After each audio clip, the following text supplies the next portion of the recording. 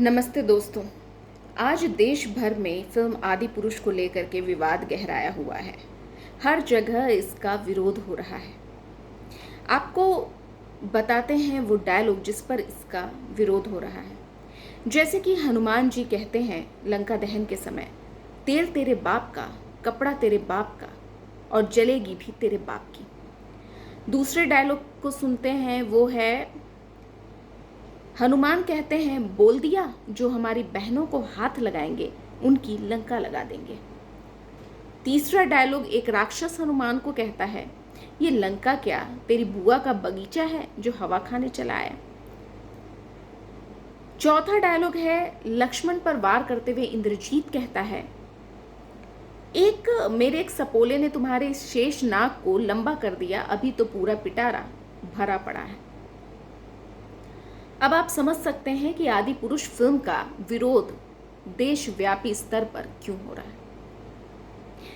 मनोज मुंतशिर शुक्ला जो dialogue writer हैं, उन्होंने अपनी सफाई भी पेश कर दी है। उन्होंने अपने मानसिक दिवालियेपन को लेकर के आड़ लिया है।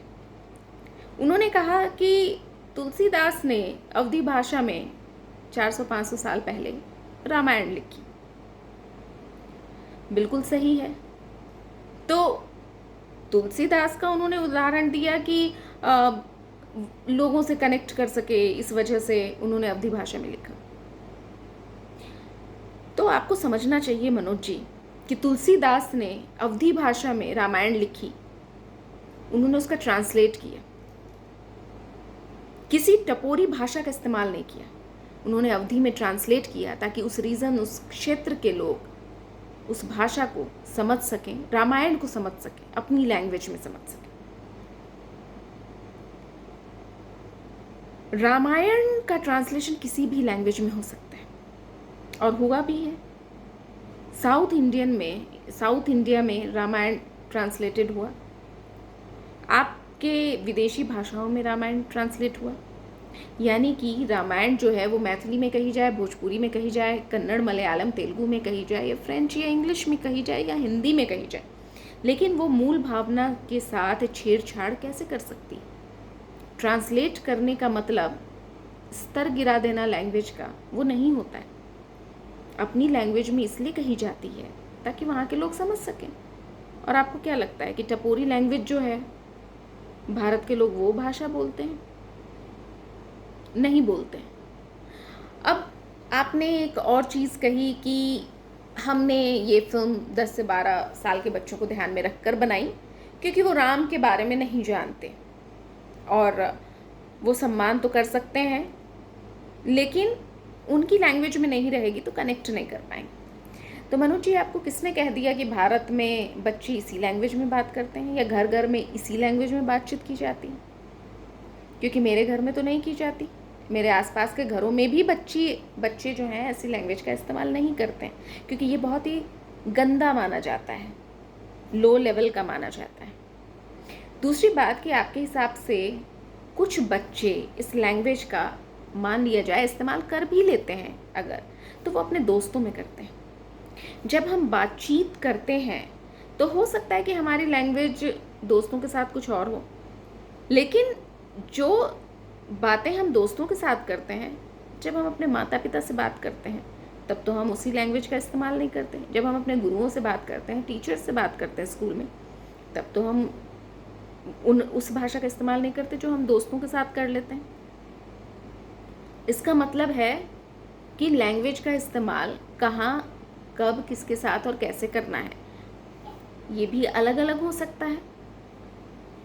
और मुझे अलग अलग राज्यों में रहने का मौका मिला तो मैंने तो कहीं बच्चों को इस तरह से बात करते हुए नहीं देखा। हो सकता है अपने दोस्तों के साथ करते हों, वो भी एक बहुत ही सीमित वर्ग के लोग। तो आपको एक तो ये समझना होगा। दूसरी बात कि अगर आपका टारगेट ऑडियंस बच्चा है और आपने बच्चे को ध्यान में रखकर मूवी बनाई है तो आपकी जिम्मेदारी और ज़्यादा बढ़ जाती है। बच्चों के लिए कंटेंट बनाते वक्त और ज़्यादा सतर्क होना रहता है। बच्चों 10-12 साल के बच्चे जिनकी लर्निंग बहुत स्ट्रांग रहती है इस उम्र में, क्या आप उनको ये लैंग्वेज सिखाना चाहेंगे? या सीखे सिखाए हुए को ये जस्टिफाई करेंगे कि जो तुम बोल रहे हो वही सही है और वही हमारे भगवान भी बोला करते थे? क्या बच्चों को हमारे इतिहास के बारे में, हमारे भगवान के बारे में, हमारे देवी देवताओं के बारे में, हमारी धार्मिक आस्थाओं के बारे में, भारत की संस्कृति के बारे में, आचार विचार के बारे में क्या जिम्मेदारी नहीं बनती है कि एक फिल्म मेकर उनको सही चीज़ दिखाए, अपनी फिल्मों के माध्यम से सही रास्ता दिखाए, सही चीज़ें बताए? तो ये जो बात थी आपकी, वो गले से नहीं उतरी कि आपने 10 से 12 साल के बच्चों के लिए बनाई, क्योंकि बच्चों के लिए तो द लेजेंड हनुमान भी बना, माय फ्रेंड गणेशा भी बना। ये 2 फिल्में तो खास तौर पे सिर्फ और सिर्फ बच्चों के लिए ही बनी हुई थी, लेकिन इसकी लैंग्वेज तो टपोरी नहीं थी, इसमें तो भाषा का स्तर नहीं गिराया गया। उनके भी फिल्म मेकर ने पैसा लगाया होगा, कमाने के लिए ही पैसा लगाया होगा, लेकिन उन्होंने मूल भावना के साथ, रामायण की मूल भावना के साथ, उसकी भाषा के साथ इस तरह से छेड़छाड़ तो नहीं की। क्रिएटिव लिबर्टी के नाम पर आप कुछ भी नहीं दिखा सकते। जिस तरह से अभिव्यक्ति की स्वतंत्रता में किसी को गाली देना शामिल नहीं है, उसी तरह से क्रिएटिव लिबर्टी के नाम पर कुछ भी दिखा देना अक्षम्य है। हिंदुओं की या सनातनियों की सहिष्णुता को कायरता नहीं समझना चाहिए। अगर पैसा कमाना ही है तो इस तरह से क्यों, धर्म का व्यापार करके क्यों?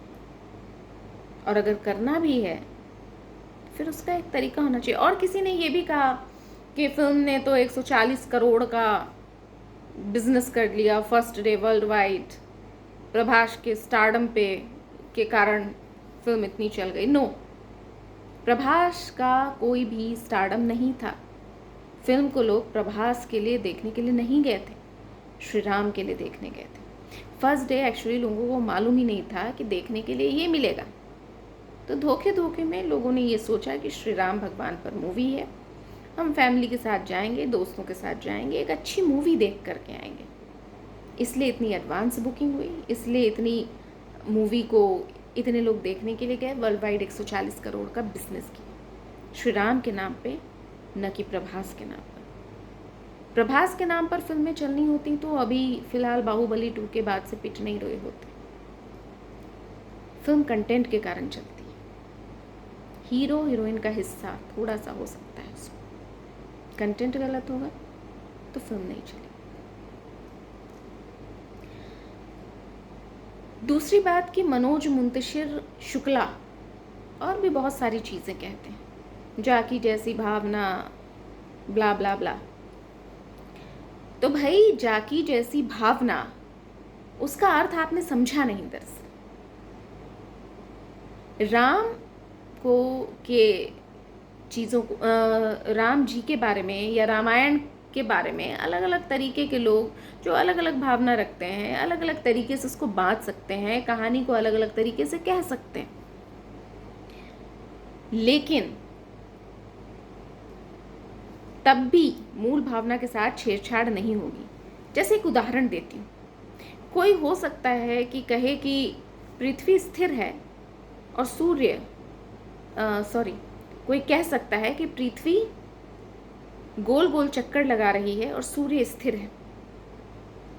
कोई इसी बात को कह सकता है कि सूर्य स्थिर है और पृथ्वी गोल गोल चक्कर लगा रही है। बात एक ही है, जिसको दो अलग तरीके से कहा गया,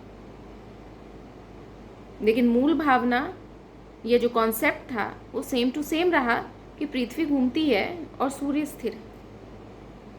उसको अलग अलग तरीके से वाक्य बनाया गया, तो आप कहानी अलग अलग तरीके से कह सकते हैं। जाकी जैसी भावना, किसी को राम में अच्छा बेटा नज़र आ सकता है, किसी में अच्छा पति नज़र आ सकता है, किसी को अच्छा भाई नज़र आ सकता है, किसी को अच्छा राजा नज़र आ सकता है, लेकिन जो था वो तो वही रहेगा ना, वो कैसे बदल जाएगा। तो इसलिए मुझे ऐसा लगता है, मैं अपील करती हूँ प्रधानमंत्री नरेंद्र मोदी से, सूचना एवं प्रसारण मंत्रालय से,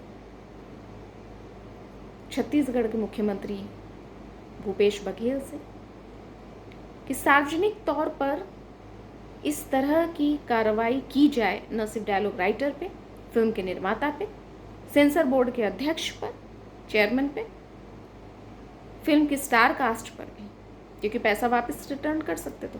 अरे कमाने के लिए बहुत फिल्में हैं, अपने धर्म के देवी देवताओं का अपमान करवा कर पैसा कमाया जाए तो उस पर तो लानत ही है ना।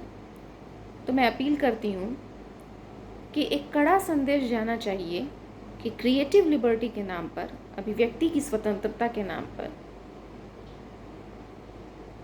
हर वक्त धार्मिक भावनाओं के साथ खिलवाड़ अच्छी चीज़ नहीं है और वो अक्षम्य है, और ऐसी कार्रवाई होनी चाहिए कि भविष्य में कोई भी इस तरह की गलती करने से ना बचे, ताकि कोई भी भविष्य में इस तरह की गलती ना करे, गलतियों को दोहराए नहीं।